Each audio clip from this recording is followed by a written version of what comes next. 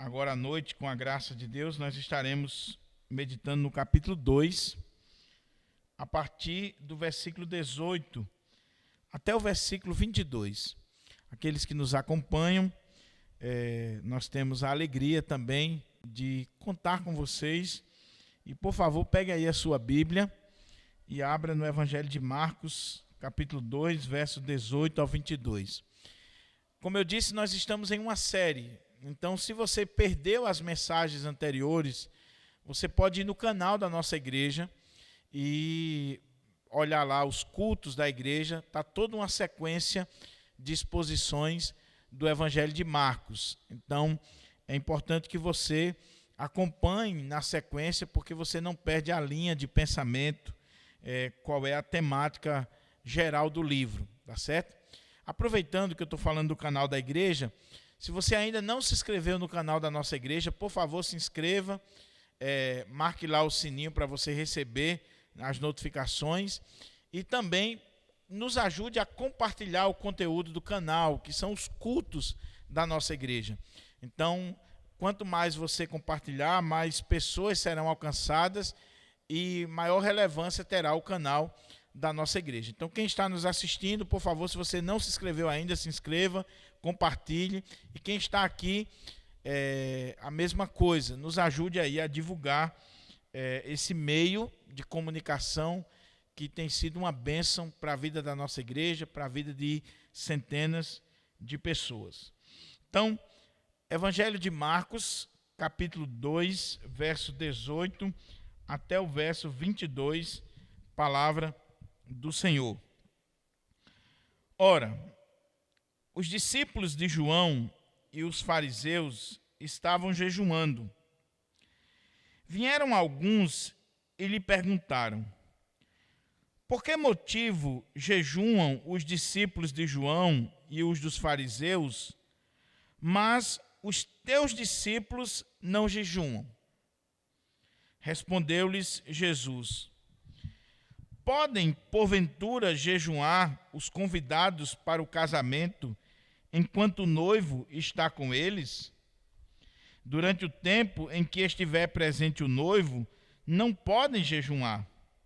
Dias virão, contudo, em que ele será tirado o noivo, e nesse tempo jejuarão. Ninguém costura remendo de pano novo em veste velha, porque o remendo novo tira parte da veste velha e fica maior a rotura. Ninguém põe vinho novo em odres velhos, do contrário, o vinho romperá os odres, e tanto se perde o vinho como os odres. Mas põe-se vinho novo em odres novos. Vamos orar, meus irmãos, mais uma vez, pedindo ao Senhor que nos ilumine, que nos agracie com a sua santa palavra. Ó Pai, muito obrigado pela tua palavra, obrigado por esta oportunidade bendita, sacrossanta, obrigado pela vida dos meus irmãos que aqui estão, e nós queremos, ó Deus, suplicar ao Senhor, que o Senhor nos agracie com o entendimento, com a iluminação, que somente o Teu Espírito Santo pode nos dar, para ministrarmos a Tua palavra nesta noite. Que cada um que entrou aqui, ou que está nos assistindo nesse momento, ou que verá esse vídeo futuramente, possa ser, ó Deus, edificado, instruído, transformado pela Tua palavra. A começar em mim, Senhor, que essa palavra venha produzir frutos para a glória do Teu nome. Que as palavras dos meus lábios e o meditar do meu coração sejam agradáveis na Tua presença, ó Senhor, rocha minha e redentor meu. Amém. Mantenha aí a sua Bíblia aberta para a gente considerar esse texto da palavra do Senhor. E eu espero em Deus que o Senhor nos traga luz e entendimento nesse texto tão precioso.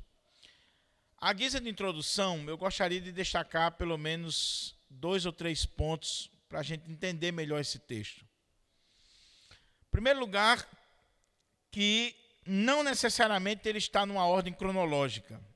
Eu tenho repetido isso diversas vezes, mas é importante, porque essa informação, ora, os discípulos de João e os fariseus estavam jejuando, não necessariamente segue uma ordem cronológica com o que foi dito anteriormente. E o que foi dito anteriormente é que Jesus estava na casa de Mateus, num almoço ou num jantar, estava à mesa com publicanos e pecadores, e foi o sermão de hoje pela manhã. Então, essa informaçãozinha aqui, ora, não necessariamente é uma informação cronológica, mas tem a ver com o tema que Marcos está tratando. Os evangelhos são uma narrativa teológica. Então, a segunda coisa que eu queria destacar é que nós estamos na segunda parte do evangelho de Marcos, que compreende do capítulo 2, versículo 1, até o capítulo 3, versículo 6. E o que é que contém aqui?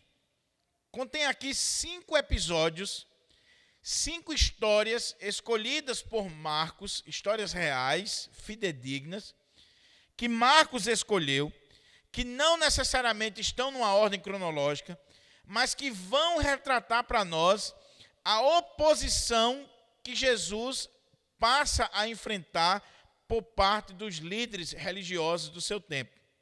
No capítulo 1 nós tivemos a glória de Cristo, mostrando todos aqueles episódios revelando Cristo como Messias, como Filho de Deus, como aquele que vence o diabo, como aquele que tem poder sobre as enfermidades e por aí vai.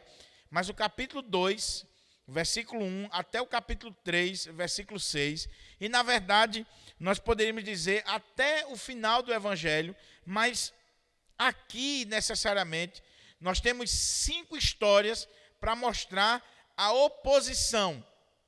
Jesus começa a enfrentar a oposição.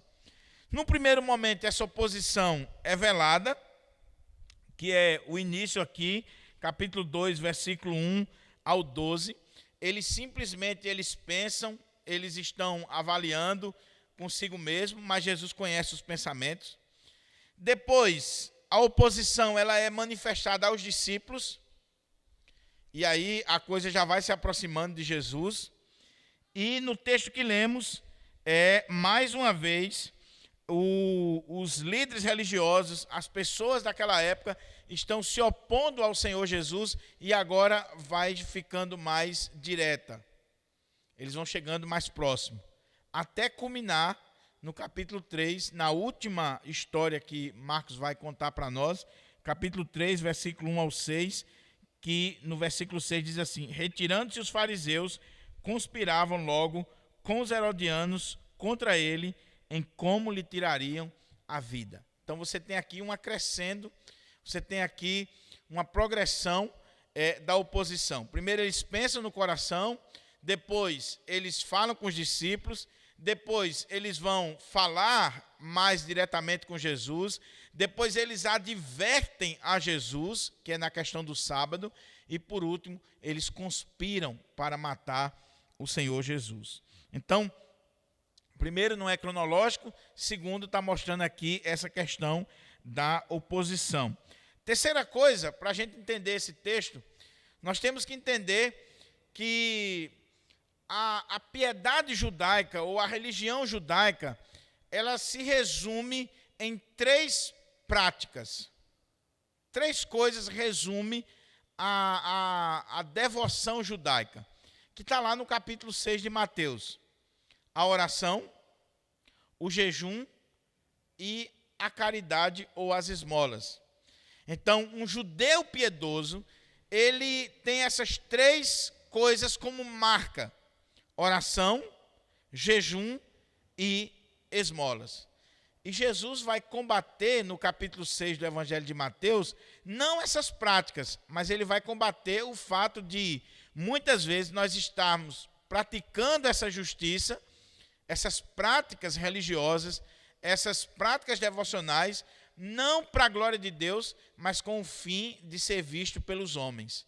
Então, quando você ora, quando você jejuma, quando você dá esmola, quando você cumpre os pré-requisitos da religião, pura e simplesmente para ser visto pelos homens, você está completamente equivocado. Então nós temos aqui a segunda prática religiosa dos judeus, que é o jejum. E esse texto vai trabalhar para nós aqui essa questão do jejum. A oposição está crescendo em relação a Jesus, primeiro, porque ele perdoou pecados, ele não podia perdoar pecados, porque eles entendiam que só quem pode perdoar pecado é Deus, só que eles não reconheciam Jesus como Deus. Segundo, a oposição está crescendo porque Jesus, ele vai se assentar com publicanos e pecadores, e aí como é que ele é de Deus se ele se assenta com pessoas impuras, com pessoas imundas, com pessoas que não cumprem a lei de Deus, com traidores da nação, que eram os publicanos e pecadores. E agora, porque Jesus e os seus discípulos, aparentemente, é importante destacar isso aqui, aparentemente, ele não estava cumprindo um dos pré-requisitos fundamentais de um judeu piedoso, que era o jejum. Como é que ele poderia ser de Deus se os seus discípulos, se ele, é claro que quando eles acusam os discípulos, eles estão acusando Jesus, porque os discípulos seguem a Cristo. Então, quando eles estão acusando que os discípulos não jejuam, eles estão acusando Jesus como mestre dos discípulos, que não ensinou eles a jejuar. E aí, eles dizem, olha, os fariseus jejuam, os discípulos de João jejuam, por que os teus discípulos não jejuam? O Senhor está quebrando um dos 3 pilares da lei, um dos 3 pilares da piedade, da devoção judaica. Então, esse camarada não pode ser de Deus. Não pode ser de Deus. Só que era uma quebra na mente deles, porque Jesus não está quebrando a lei de Deus. Pelo contrário, ele está indo de encontro à tradição dos homens, e nós vamos ver aqui. Então, com a sua Bíblia aberta, vamos olhar o texto e, a partir da exposição, tirar dele algumas lições para nós. O texto começa dizendo assim: ora, os discípulos de João e os fariseus estavam jejuando. Os discípulos de João, nós temos poucas referências sobre eles no Novo Testamento. Aqui em Marcos vai aparecer nesse texto, e mais na frente, lá no capítulo 6, e depois silenciam. Mas nesse período aqui, João já havia morrido. Mas ainda temos os discípulos de João, que têm uma ligação muito forte com os discípulos do Senhor e com o próprio Senhor Jesus, porque João havia apontado para Jesus. Mas os discípulos de João, aqui, estão sendo colocados em pé de igualdade com os fariseus. Por quê? Porque tanto os discípulos de João, como os dos fariseus, na verdade, os exegetas questionam essa questão aqui, de que havia como que discípulos dos fariseus, havia gente que estava seguindo, né, aquela linha dos fariseus. Então eles jejuavam, eles estavam jejuando. O que acontece aqui? Vamos entender esses 2 grupos. Primeiro, os discípulos de João é fácil, eram aqueles que seguiam João, e, como eu disse, são poucas informações que nós temos sobre eles. Mas quem eram os fariseus? Os fariseus, eles entraram para a história de forma muito negativa. Toda vez que a gente fala de um fariseu, a gente fala de forma negativa. Você quer irritar alguém, chame ele de fariseu. Só que os fariseus, eles surgiram naquele período interbíblico entre Malaquias e o Evangelho de Mateus, que é aquele período de 400 anos. Eles surgiram por volta do ano 168 a.C. E como é o surgimento dos fariseus? Primeiro, a palavra fariseu significa separado, ou poderíamos também dizer santo, porque a palavra santo quer dizer isso, separado. Os fariseus, eles são considerados assim, porque nesse período interbíblico, houve uma infiltração da cultura helênica, ou da cultura grega, entre os judeus. Alexandre estava dominando o mundo, e a cultura helênica estava invadindo o ambiente judaico, a ponto de eles estarem correndo o risco de perder as suas tradições, porque a cultura grega estava chegando lá e tomando conta daquele ambiente. Então você tem, por exemplo, a revolta dos Macabeus. E nesse contexto vai surgir os fariseus, os puros, os santos, os separados, aqueles que, por causa do amor que tinham para com a lei, para com a Torá, eles não aceitavam aquele processo de aculturação helênica no meio do seu povo. Eles não aceitavam. Então, quando você olha para um fariseu nesse contexto, o fariseu era alguém que a gente considera. Na verdade, Jesus estava mais próximo dos fariseus do que dos saduceus ou de outros grupos, como os zelotes e tantos outros. Por quê? Porque enquanto os saduceus eram um grupo religioso, mas que tinha mais característica de um partido político, os fariseus não. Os fariseus, eles zelavam pela lei, eles acreditavam em doutrinas que nós acreditamos, eles eram zelosos com a lei de Deus e não aceitavam o processo de aculturação. Qual é o problema dos fariseus?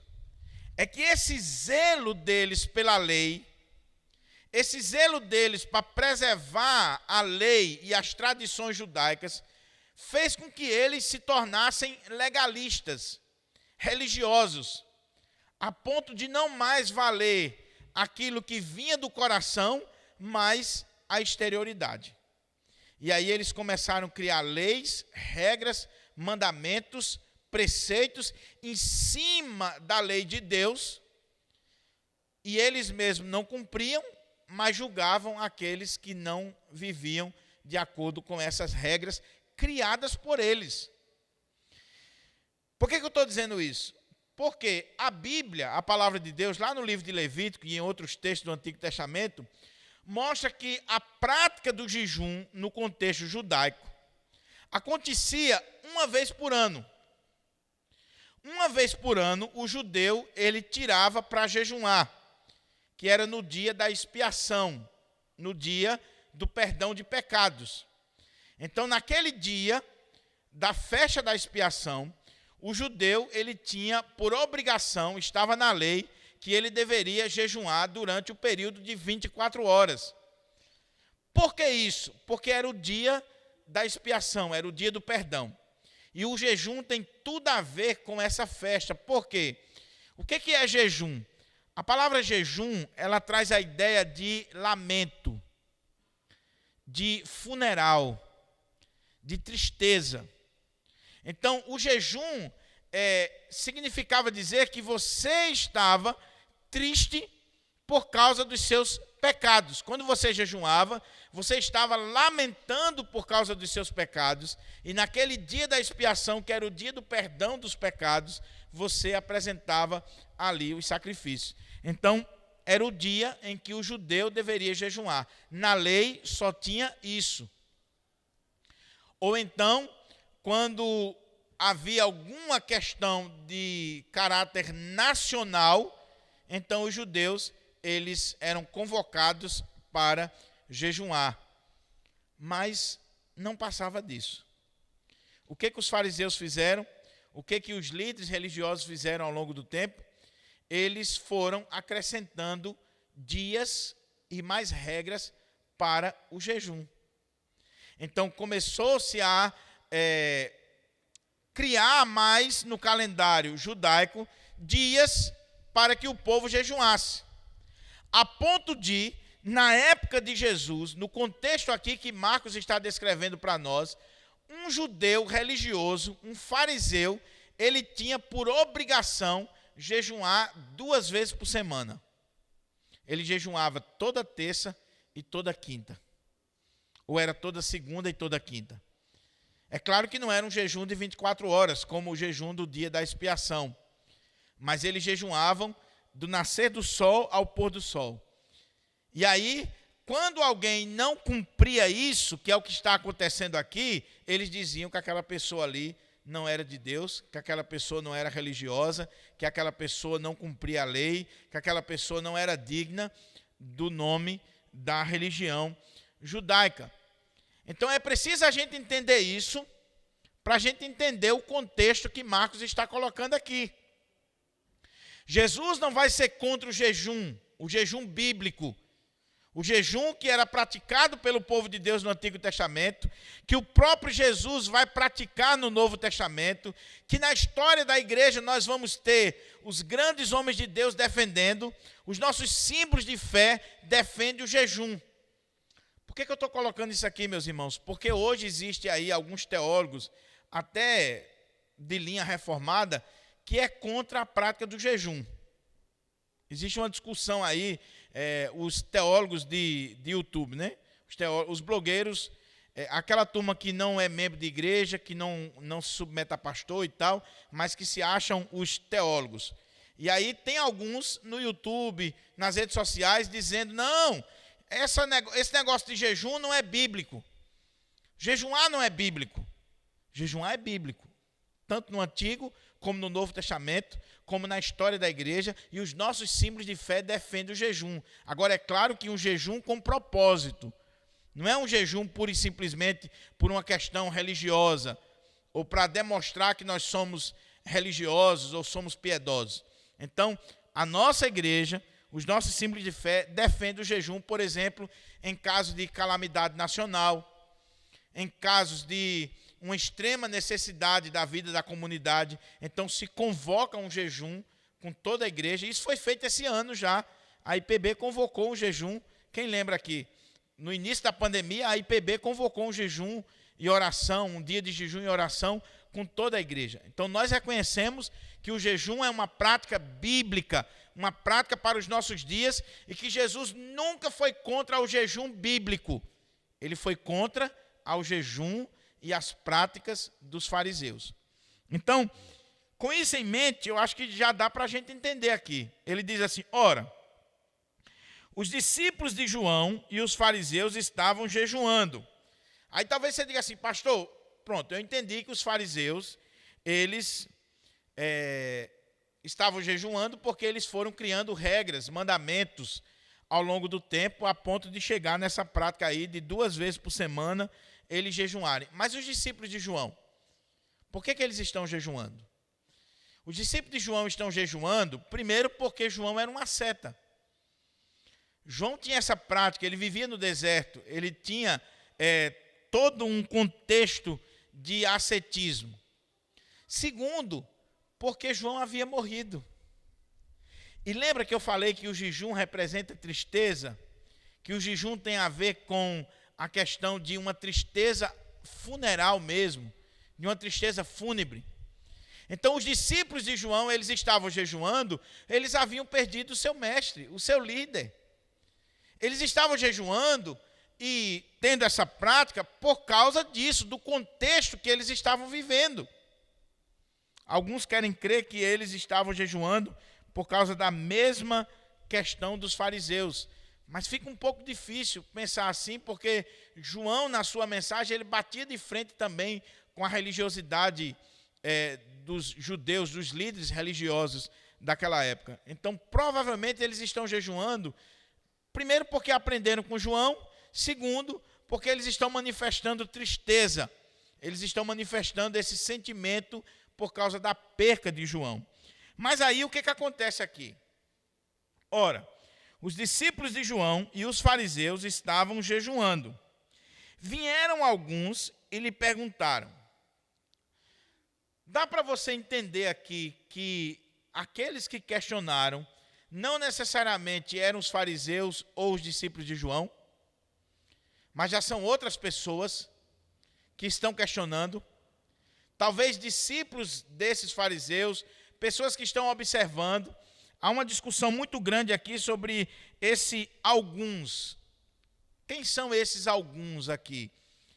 A que grupo eles pertencem? Quem é esse grupo? Quem são essas pessoas? Então vieram alguns e lhe perguntaram. Agora eles falam com Jesus.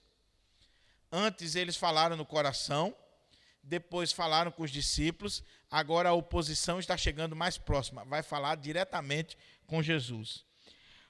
Por que motivo jejuam os discípulos de João e os dos fariseus? Aí, se você pegar o relato nos sinóticos, vai dizer assim, muitas vezes, mas os teus discípulos não jejuam.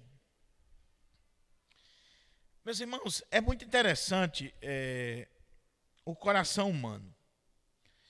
Porque se esse texto aqui, ele seguir uma ordem cronológica, se ele tiver relação com o texto anterior, no texto anterior eles estão se opondo a Jesus porque Jesus estava comendo. Veja como o ser humano é contraditório. No texto de agora, eles estão se opondo a Jesus, aos discípulos de Jesus, porque eles estão jejuando? Não, porque eles estão comendo. Há uma ligação aqui entre esse texto. E a questão deles é, por que vocês estão comendo, participando de banquetes, participando de festas, participando de tudo isso? Vocês não deveriam estar jejuando? Vocês não cumprem a lei? Vocês não se submetem à lei? Como é que ele pode ser de Deus se ele está quebrando um dos 3 pilares da lei, que é o jejum? O jejum na perspectiva deles. O jejum de acordo com a tradição dos homens, de acordo com aquilo que os homens criaram. Porque Jesus jejuou, porque os apóstolos jejuavam, mas de acordo com a palavra de Deus. Então, eles levantam a questão: por que motivo jejuam os discípulos de João e os dos fariseus, mas os teus discípulos não jejuam? Vocês gostam de uma festinha, né? De um jantar, de um almoço, como aconteceu aqui na casa de Mateus. Aí vem a resposta de Jesus. A outra coisa interessante desse texto, que eu ia destacar na introdução, mas esqueci, é que aqui a ênfase está sobre a resposta de Jesus. Jesus é o personagem central dessa história, e a ênfase, muito embora o Evangelho de Marcos ele dê ênfase às ações, aos milagres, aos feitos de Jesus, aqui nessa perícope, Marcos vai dar ênfase não às ações, aos milagres, mas ele vai dar ênfase ao ensino e à resposta de Jesus para aqueles homens. Porque a resposta de Jesus vai revelar a sua messianidade. Marcos não perde de vista o seu tema. Qual é o tema do Evangelho de Marcos? Provar que Jesus é o Messias, que ele é Deus. E todas as histórias que ele elencou, todos os relatos que ele escolheu, provam isso. Esse aqui não é diferente. No final, o alvo dele é provar que Jesus é o Messias, que Jesus é Deus. E aí a gente vai ver aqui já já como é que ele prova isso. Então, respondeu-lhe Jesus: podem, porventura, jejuar os convidados para o casamento, enquanto o noivo está com eles? Marcos ele vai completar a frase, mas nos demais evangelhos eles deixam no ar. Mas é claro que essa pergunta retórica aqui, ela só tem uma resposta: não. E aí Marcos completa dizendo assim: durante o tempo em que estiver presente o noivo, não podem jejuar. Que coisa extraordinária é o que Jesus está fazendo aqui. Porque aqueles homens estão se opondo a Jesus, estão se levantando contra Jesus. E aí eles levantam um questionamento muito sério. Era muito grave o que eles estavam colocando aqui. Os fariseus jejuam. Os discípulos de João jejuam. Ou seja, todo o povo judaico jejua. Mas os teus discípulos não jejuam. O Senhor não ensinou os teus discípulos a jejuarem. E se vocês não jejuam, vocês estão quebrando lá um dos 3 pilares da nossa religião. Aí Jesus vai, a partir desse exemplo, ele vai quebrar o argumento daqueles homens de uma forma assim extraordinária. Por quê? Respondeu-lhes Jesus: podem porventura jejuar os convidados para o casamento enquanto o noivo está com eles? Meus irmãos, a gente só vai entender esse texto se a gente entender o que é casamento na cultura judaica, que é totalmente diferente do nosso. O casamento na cultura judaica era uma festa tão extraordinária, a ponto de, quando acontecia o casamento, aqueles que eram convidados para o casamento, ou que eram amigos do noivo ou da noiva, essas pessoas, elas ficavam livres até mesmo dos seus trabalhos. Detalhe, a festa de casamento não era como nos nossos dias. Meia hora de cerimônia, depois 1 ou 2 horas de recepção, e aí cada um vai para sua casa. Não, no contexto judaico é totalmente diferente. A festa de casamento durava semanas. Durava 1 semana, 15 dias. E não era uma recepçãozinha qualquer. Era uma festa muito grande, com muita comida, muito vinho. Muita comida mesmo. Então, até os rabinos judeus, eles eram liberados das suas aulas de teologia durante 1 semana, quando ele era convidado para uma festa de casamento. Ele estava 1 semana livre. Na festa de casamento, não faz sentido jejuar. Porque é festa, é celebração, é alegria, é gozo. Muita comida, muito vinho, muita coxinha para comer, né? Então, faz sentido tristeza? Faz sentido numa festa de casamento você estar com um semblante fúnebre? Faz sentido numa festa de casamento você estar lamentando? Não faz sentido. Na festa de casamento você foi para se alegrar com o seu amigo, para se alegrar com aquela moça que está casando, para se alegrar com aquela nova família que está surgindo. Aquele casamento ele foi preparado durante anos e anos e anos. Eles foram prometidos lá na infância, depois eles ennoivaram, depois eles prepararam a casa.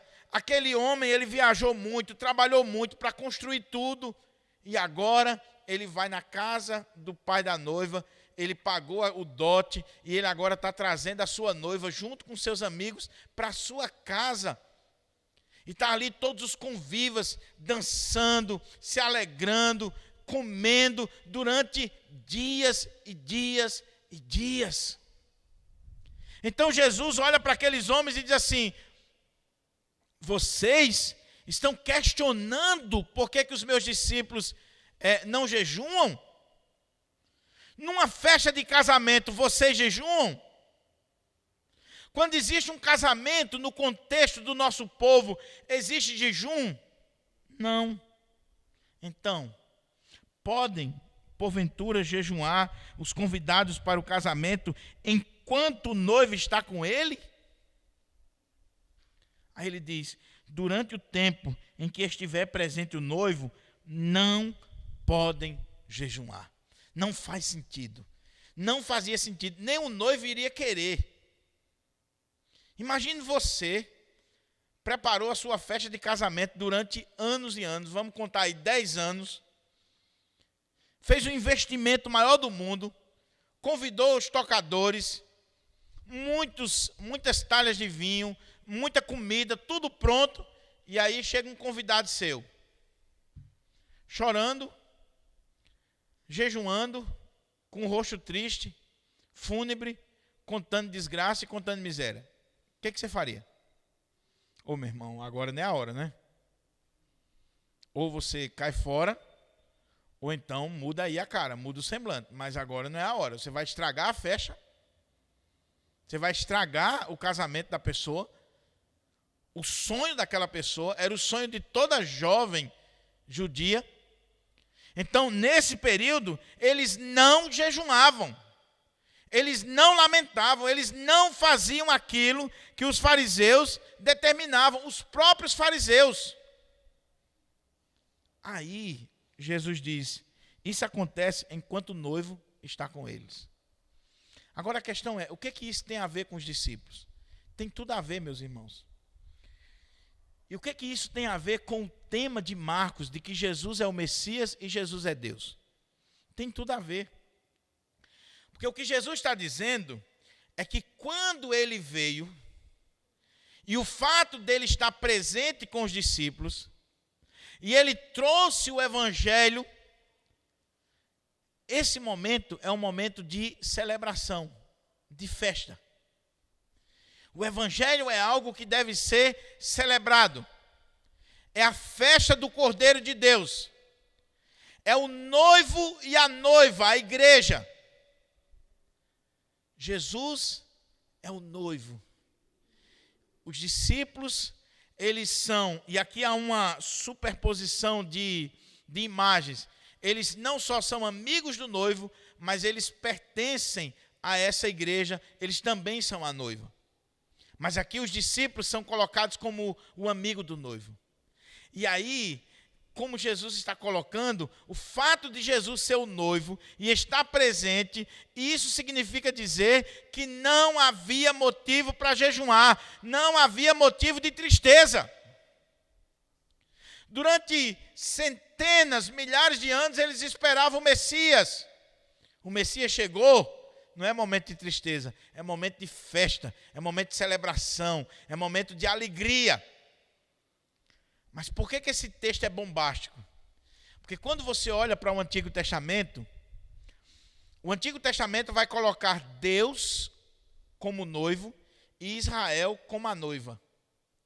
E aí, quando Jesus usa essa imagem aqui para ele e os seus discípulos, o que ele está dizendo é que ele é Deus. O judeu ortodoxo, o judeu que conhece o Antigo Testamento, ele vai começar a entender que Jesus está se colocando mais uma vez no lugar de Deus, assim como ele fez quando perdoou pecados. Então, quando ele se coloca como noivo, aquele que está ali presente e que é o dono daquela festa, o judeu pode pensar assim: ué, ele está se comparando a Deus? Do Antigo Testamento, ele está se comparando ao pai, que é o noivo de Israel? Não, isso aí não pode. Está dando para os irmãos entender por que essa narrativa está aqui? É exatamente para provar para nós que Jesus é o Messias, que Jesus é Deus, e que como ele veio a motivo de festa, de celebração, o Deus Todo-Poderoso, o Criador de todas as coisas, ele se encarnou, ele se fez homem, e ele vai morrer por nós, e ele é o noivo da igreja, e ele vem buscar a igreja. E porque ele é o noivo da igreja, há motivo de festa, de celebração, de alegria nos nossos corações. Então ele diz assim: podem porventura jejuar os convidados para o casamento enquanto o noivo está com eles? Durante o tempo em que estiver presente o noivo, não podem jejuar. O noivo estava presente. Enquanto o noivo e a noiva estivessem ali, dançando, comendo, se alegrando, estivessem naquela festa, a coisa estava rolando. Enquanto tivesse vinho, enquanto tivesse comida, e enquanto o noivo estivesse presente, que vai chegar um momento que o noivo diz assim, tchau, né? Muito embora na cultura judaica não era o noivo, a gente vai ver aqui na sequência. Os amigos é que se tocavam após uma semana, 15 dias, e a comida está acabando, ou chegou a hora da gente ir embora e deixar o casal em paz, né? Porque tem uns cananeus, inclusive aqui na igreja, que a turma casa, vai para a lua de mel e os cabas ficam ligando. Deixa em paz o novo casal. Então, o noivo estava presente. Não havia motivo para eles estarem tristes, para eles jejuarem, para eles estarem com um semblante abatido, fúnebre, tristeza no seu coração. Era motivo de alegria. Agora, olha o que o texto diz na sequência. Dias virão, contudo, em que lhes será tirado o noivo, e nesse tempo jejuarão. Aqui é um contraste, meus irmãos, com o que foi dito anteriormente. Porque o que Jesus está colocando agora para aqueles homens é o seguinte, e agora os discípulos é que precisam entender essa mensagem. Jesus está dizendo que pelo fato dele estar presente, quando o noivo está presente, há motivo de alegria, de festa, de celebração. Mas ele diz aqui, dias virão, contudo, em que lhes será tirado o noivo. Essa expressão será tirado aí, será arrancado. Eu não sei como é que está na NVT, Débora, como é que diz aí, mas é tirada a força. Essa expressão aqui é muito forte. Ele está sendo tirado, ele está sendo arrancado daquela festa. Como é que diz, Débora? Tirado, né? Mas a ideia aqui, imagine uma festa judaica, uma semana de festa, de celebração, os tocadores, vinho, comida, dança, todo mundo feliz, a casa cheia, a rua ficava tomada de gente. De repente, alguém chega e arranca o noivo de dentro daquela casa e leva embora.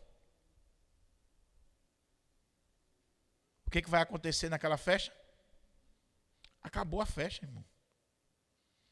Aquela noiva agora ela vai chorar. Os amigos do noivo agora vão chorar. Acabou a festa. O noivo foi tirado, foi arrancado, foi arrastado dali. A ideia com violência. O cara não queria sair. Você queria sair da sua festa de casamento? É claro que não. Então, Jesus diz assim: dias virão, contudo, em que lhe será tirado, ou seja, dos discípulos. Ele está dizendo, a pergunta foi, por que os teus discípulos não jejuam? E aí ele diz, podem porventura jejuar os convidados, os amigos do noivo? Agora, dias virão, contudo, em que lhe será tirado, ou seja, vai ser tirado dos discípulos, o noivo, o amigo, aquela figura tão importante. Lhe será tirado o noivo, e nesse tempo eles jejuarão. Jejuarão porque nesse tempo eles vão lamentar. Jejum aqui tem a ideia de lamento, de tristeza, de funeral, de um quebrantamento profundo. Eles foram completamente abatidos com aquela situação. O noivo foi tirado deles. A pergunta é, a que isso se refere? Não tenha dúvida, meus irmãos, que Jesus aqui já está dando um flash da sua morte na cruz. Jesus aqui já está dando um flash daquilo que iria acontecer com ele em sequência. Lembra que o capítulo é sobre oposição? Então, o que Jesus está fazendo aqui é já mostrando para aqueles homens que no momento era festa, ele estava com os discípulos.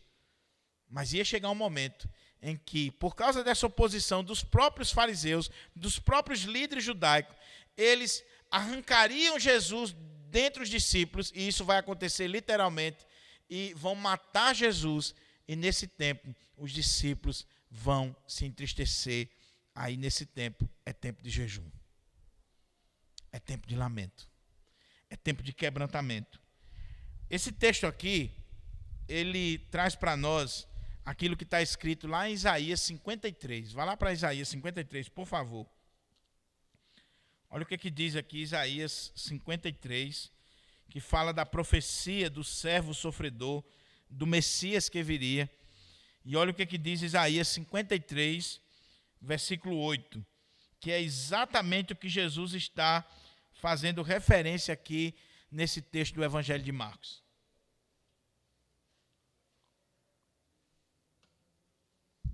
Isaías 53, versículo 8.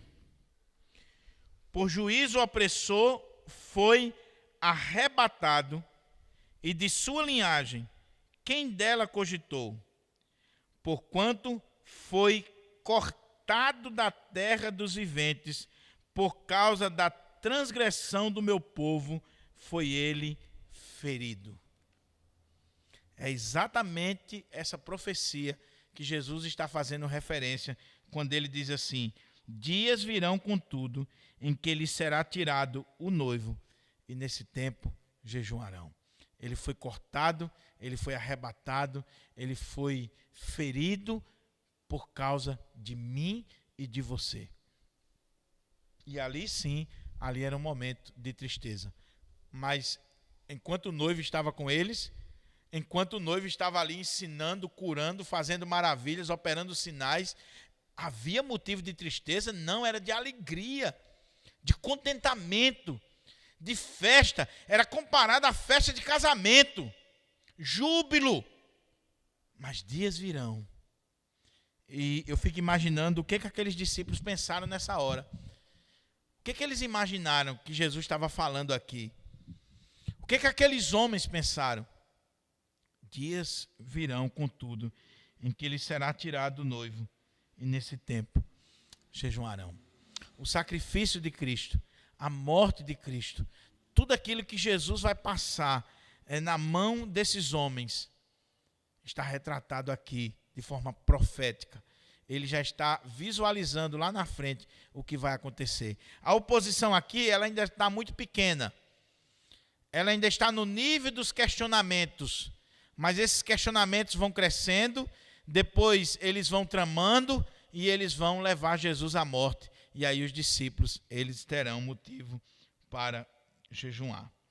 Mas aí Jesus vai usar mais duas figuras aqui, e ele vai chamar a nossa atenção, e eu estarei concluindo a mensagem. Ele diz assim: ninguém costura remendo de pano novo em veste velha, porque o remendo novo tira parte da veste velha e fica maior a rotura.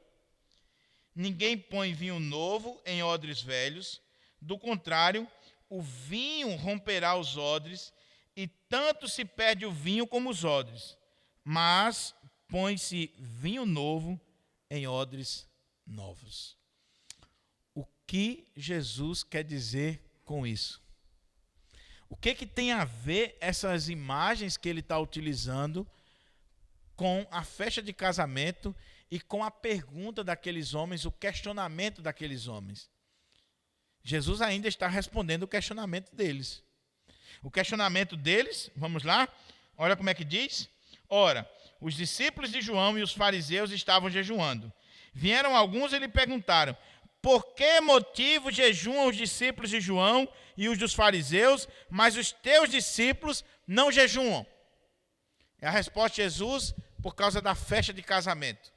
Eles estão num contexto de júbilo, de celebração, de regozijo, de alegria. E vocês sabem muito bem, vocês são judeus, e vocês sabem que no contexto de casamento, de uma festa de casamento, não tem espaço para jejum. Eles são livres disso. Mas aí ele não para aí, ele vai responder dizendo também o seguinte: ninguém costura remendo de pano novo em veste velha. Porque o remendo novo tira parte da veste velha e fica maior a rotura.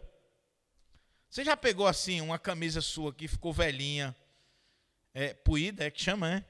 Ficou velhinha, fraca, que você tem até medo de lavar. Aí de repente naturalmente ela rasgou ali. Você pega um pano novo, um pedaço de pano novo e coloca ali? Claro que não. Até porque quando aquele pano também ele for lavado e ele for ficando velho, ele vai puxar aquela camisa que já está fraca e vai rasgar a camisa. Aí ele usa outra imagem. Qual é a outra imagem? Ninguém põe vinho novo em odres velhos. Do contrário, o vinho romperá os odres, e tanto se perde o vinho como os odres, mas põe-se vinho novo em odres novos. O que era um odre? Um recipiente de couro onde eles armazenavam o vinho. Só que um odre já velho, que já curtiu muito vinho, ele não tem mais elasticidade, ele não consegue mais dilatar, né? Dilatar é uma coisa, delatar é outra, né? Dilatar. Ele não consegue mais dilatar normalmente. Se você coloca um vinho novo em odres velhos, o que vai acontecer? Você encheu aqueles odres, você tampou para curtir aquele vinho ele vai fermentar, e aí ele vai começar a fazer pressão. E como o vinho é novo, é bom, ele pode romper aqueles odres. Então põe-se vinho novo em odres novos, porque à medida que o vinho vai fazendo pressão, vai fermentando, aquilo ali vai esticando também junto com o vinho, e ele é novo, ele vai resistir, ele vai chegar no ponto. A questão é, o que isso tem a ver com a pergunta desses homens? Tem tudo a ver, meus irmãos, porque o que Jesus está dizendo aqui é o seguinte: o Evangelho, o ensino de Jesus, a prática do Evangelho não cabe na religiosidade farisaica.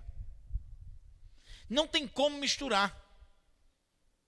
O Evangelho é esse pano novo, é esse vinho novo, que quando ele chega, ele rasga ou ele rompe toda e qualquer estrutura religiosa, legalista, farisaica.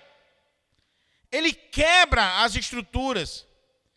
Ele não se coaduna com esse tipo de prática religiosa.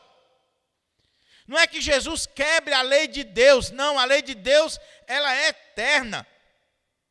O jejum que estava lá estabelecido na palavra de Deus deve ser cumprido. É claro que dentro agora de uma visão mais ampla do Novo Testamento, porque a revelação é progressiva. Mas o que Jesus está dizendo é que não tente pegar o ensino dele, o evangelho que ele está trazendo, e colocar dentro de uma caixinha legalista, farisaica, religiosa, que vai romper, vai rasgar, não vai caber. Ele está indo de encontro, meus irmãos, àquele legalismo farisaico, hipócrita dos fariseus, que a lei dizia que você deveria jejuar em ocasiões especiais, e eles começaram a inventar regras e mandamentos e mais mandamentos, a ponto de estabelecerem jejum 2 vezes por semana. E o que eles faziam? Jejum não tem a ver com funeral. Eles ficavam com a cara triste, eles não lavavam o rosto, eles ficavam com a pior roupa que tinha, eles ficavam nas encruzilhadas das ruas, eles ficavam com aquele semblante abatido. Sabe aquele religioso? Sabe aquela figura religiosa que você olha assim e você diz: meu Deus do céu. É aquela piedade farisaica, aquela piedade que é simplesmente uma piedade exterior, é estereótipo. A pessoa jejuma, a pessoa diz: olha, pastor, eu sou crente, viu? Eu leio a Bíblia todo dia, eu oro, eu jejuo, eu dou o dízimo. Tem ninguém aqui na igreja mais crente do que eu. Meu Deus do céu. É igual a irmãzinha que chegou para outra no posto de saúde, lá na minha cidade, lá em Currais Novos. Chegou para outra e disse assim, as duas conversando, né? Uma de uma igreja legalista, daquela que a saia lá no dedão do pé, o cabelo lá no sapato, não corta cabelo, não usa brinco, não bota batom, não faz nada disso. E estava lá, a irmãzinha legalista, na figurinha legalista. E a outra presbiteriana, calça comprida, de batom, cabelo ajeitado, como uma presbiteriana deve ser. Não uma perua de Jesus, mas uma mulher bonita, enfeitada, mas cuidado com os extremos. Você nem pode ir para o extremo do legalismo, da saia no dedão do pé, mas também você não pode ir para o outro extremo da saia, da calça que desenha o seu corpo. E que quando o cara olha, só falta ver os órgãos internos. Cuidado, sensualidade é pecado. É pecado. Então não estou dizendo que você vai usar uma blusa lá embaixo, mas também cuidado com a blusa que você usa, porque se a blusa que você usa só está cobrindo as pontas dos seus seios e os seios está todo de fora, você está pecando. Você está indo de encontro à palavra de Deus. Mas a irmãzinha lá não era dessas peruas de Jesus, não. Ela era uma presbiteriana chique, uma presbiteriana que se atavia mesmo, limpa, né? Limpa, toda limpinha, toda ajeitada, vai para o salão, corta as unhas, usa uma calça comprida bonita, uma roupa bonita, linda, linda. Aí a outra conversando, aí a irmãzinha presbiteriana começou a falar da palavra de Deus. Ela disse assim: fulana, você é crente? Sou. De onde? Da presbiteriana. Meu Deus do céu, jamais imaginaria que você era crente.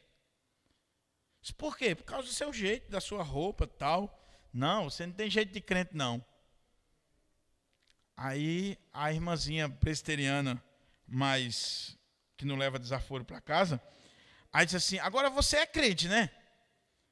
Aí ela disse: é. Você conheceu por causa da minha roupa? Ela disse: não, por causa do tamanho da sua língua. Eu sei, mas qual é a sua igreja? Não foi nem por causa da roupa, por causa do tamanho da sua língua. Legalismo. Oh, meus irmãos, a igreja evangélica brasileira é uma igreja, na sua grande maioria, legalista. Onde a gente define alguém que é crente por causa do tamanho da roupa, do tamanho do cabelo, porque não usa isso, não usa aquilo. Onde você considera um pastor por causa da gravata, do paletó. Sabia que tem pessoas que dizem assim: pastor, como é que o senhor prega? Como é que o senhor conseguiu? A primeira pergunta do cara é assim: como é que você conseguiu abolir o paletó lá na igreja de Pirangi? Porque lá em Pirangi é mais importante a palavra, não é o paletó. E no dia que a igreja quiser o paletó, eu trago o paletó e eu boto ele aqui no púlpito. Se ele pregar... O legalismo. Eu não estou dizendo que o pastor não possa usar um paletó, uma gravata. Eu até... de vez em quando uso, e minha mulher fica pegando o pé: olha, você devia botar uma gravata, você fica mais bonitinho. É porque às vezes eu me sinto um bujãozinho amarrado assim, sabe? Mas, veja, isso é legalismo, meus irmãos. Quando eu olho para alguém, eu digo que a pessoa só pode pregar se ela tiver de paletó e gravata. Quando eu olho para uma irmã, eu digo que ela só é crente se ela tiver com a saia lá no dedão do pé, ou se o cabelo dela for lá embaixo, não for um cabelo tratado, nem cortado. E nós não estamos preocupados com o interior, com o coração. E aí há uma expressão nesses meios legalistas: mas Jesus não é açougueiro para estar preocupado só com o coração. Eu sei disso. É claro que quando o seu coração é transformado, o exterior é transformado. Mas a gente tem que ter cuidado com legalismos. A gente tem que ter cuidado com regras de homens, com mandamento de homens, que oprime, principalmente nessas igrejas legalistas, principalmente quem são oprimidas são as mulheres. Porque o mesmo pastorzinho legalista que fica botando regra para as irmãs da igreja, ele usa paletó da Brooksfield, ele usa um boto no paletó de ouro, anel de ouro, de formatura. Não é joia, não? Por que o pastorzinho pode usar um anelzinho de formatura bonitinho, com uma pedra bonita, e a irmã não pode usar um brinco? Por que ele pode botar um boto bonito de ouro, às vezes até com um símbolo da igreja, e a irmã não pode usar uma joia?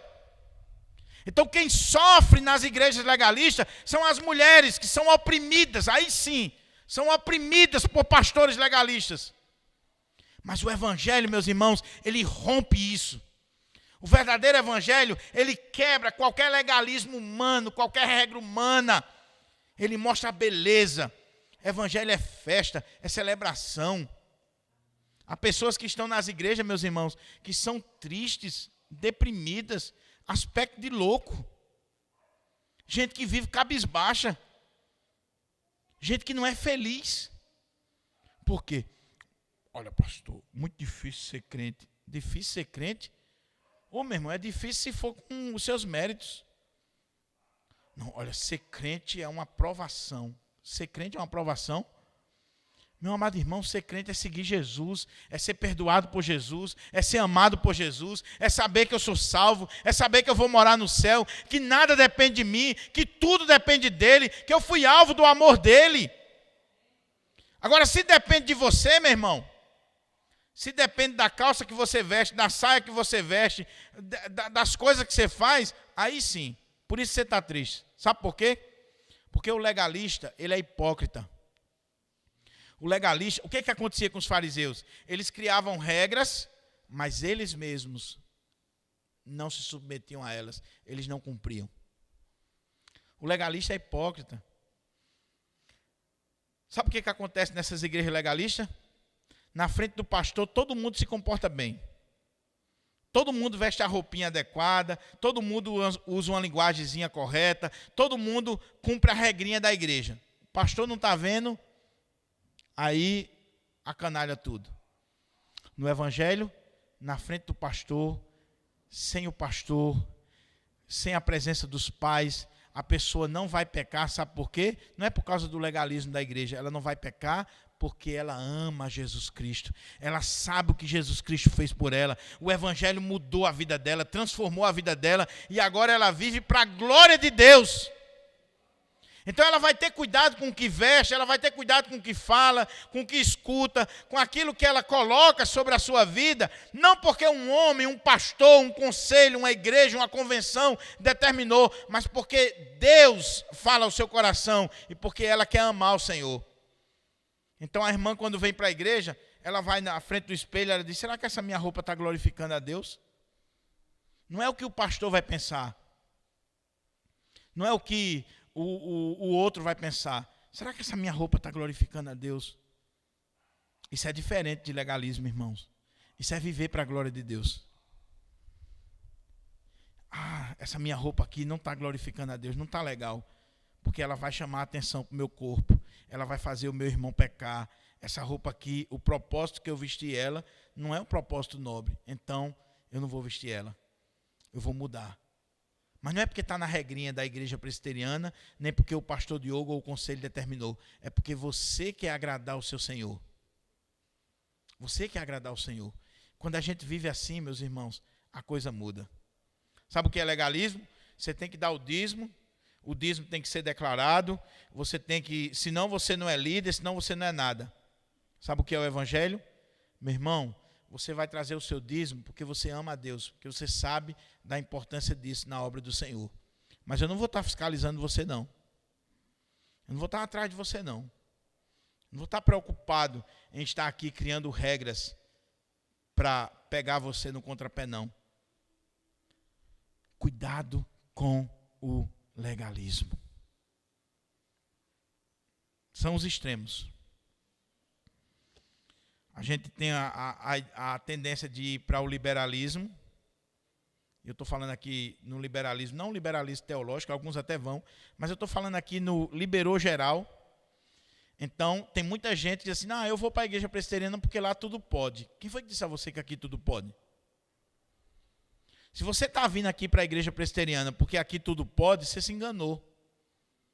Agora, aqui tem algumas coisas que não podem, não é por causa de mim, é por causa de Deus, da palavra de Deus. Se você ler a palavra de Deus, você vai descobrir muita coisa que não pode. Mas não é porque a igreja criou, é Deus.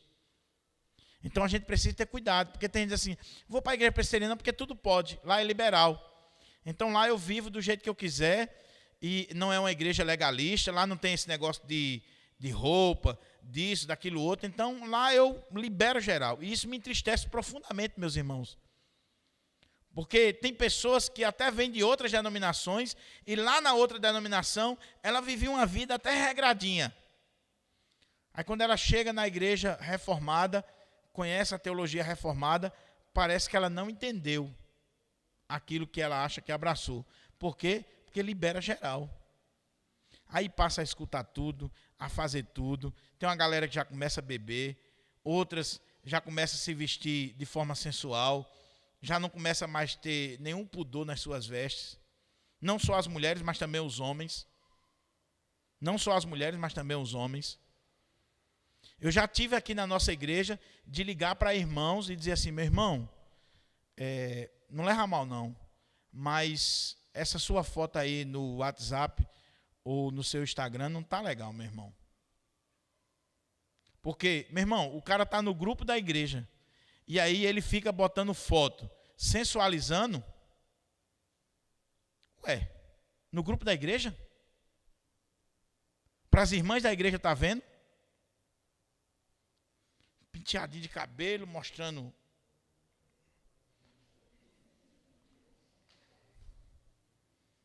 Aí, meu irmão, você acha que essa foto ela está agradando a Deus? Qual foi a motivação de você botar essa foto? Irmãs também. Irmão, eu já tive caso, não foi aqui na nossa igreja não, graças a Deus. Graças a Deus. Mas foi em uma de nossas congregações. A irmã foi para a praia e colocou uma foto de biquíni com o bumbum para cima, no Facebook e no Instagram. Puxa vida, meu irmão. Eu digo assim, será que uma serva de Deus, uma pessoa que tem temor a Deus, ela não sabe que ela está pecando e está levando outros a pecar? E aí, lá vai o pastor, né? Às vezes até porque o marido é um banana. É um banana. Porque se você, a sua esposa, se veste de forma sensual e você não faz nada, você espera que o pastor ou que outra pessoa veja e que vai chamar a atenção, é porque você é um banana, meu irmão. Você precisa mudar. Então, lá vai o pastor ter que reclamar. Ou ter que pedir uma irmã da igreja para reclamar. Mas o outro extremo também é errado, o legalismo. Que Deus nos ajude a entender o que é o Evangelho. Evangelho é festa, é celebração, é alegria, é regozijo, é a presença do noivo. Evangelho é liberdade. Evangelho é você viver para a glória de Deus. Eu sou livre. E porque eu sou livre, eu posso escolher entre beber e não beber. Porque eu sou livre, eu posso vestir uma roupa ou não vestir aquela roupa. Porque eu sou livre, eu posso ir a determinados lugares ou não posso ir. Porque eu sou livre em Cristo Jesus. Eu sei escolher o melhor para a minha vida. Não preciso de pastor, de presbítero, de ninguém para estar me vigiando. Os policiais de Jesus. E eu termino dando essa dica aqui. Cuidado, irmão. Eu citei aqui alguns exemplos, mas que foram escrachados, né, nas redes sociais. Mas cuidado para você não se tornar um policial de Jesus, viu? Porque o que tem mais nas igrejas, e na nossa igreja não é diferente, são aqueles irmãozinhos ou irmãzinhas de oração que vivem vigiando a vida dos outros. Deixe a vida do pastor, das meninas da igreja, dos jovens da igreja em paz. Cuide da sua vida. Vá dar uma olhadinha no espelho. Dá uma olhadinha no espelho para ver. Ou então grave o seu dia a dia e depois vai dar uma olhadinha na sua língua. Para você ver quanta coisa precisa mudar. Porque enquanto a gente está preocupado com o pastor, com a mulher do pastor, com as jovens da igreja, sabe aquelas irmãs recalcadas que ficam olhando para as meninas da igreja e procurando defeito?